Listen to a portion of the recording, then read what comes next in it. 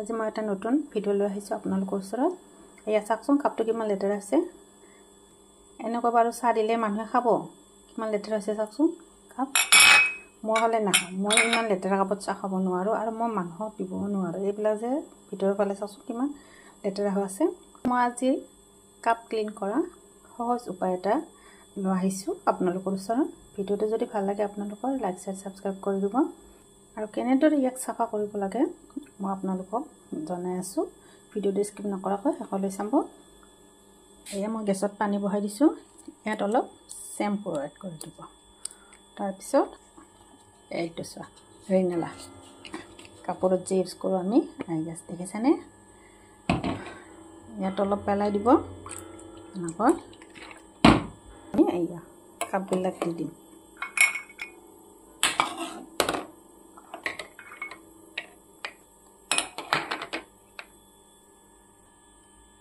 দেখিছেনে কাপবিলাক কিমান ক্লিন হৈ যাব চাবচোন।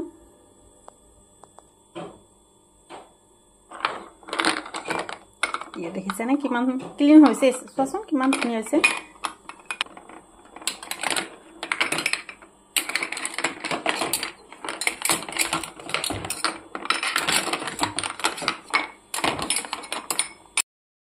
চোৱা কিমান ধুনীয়া ক্লিন হৈ গৈছে নে। গোটেইবিলাক মই দেখাই আছো। ইয়াক আমি ভালদৰে চাবোনেৰে ৱাছ কৰি ল'ম। ইমান ধুনীয়া হৈছে। একদম ইজি হয়নে নহয় কওকচোন।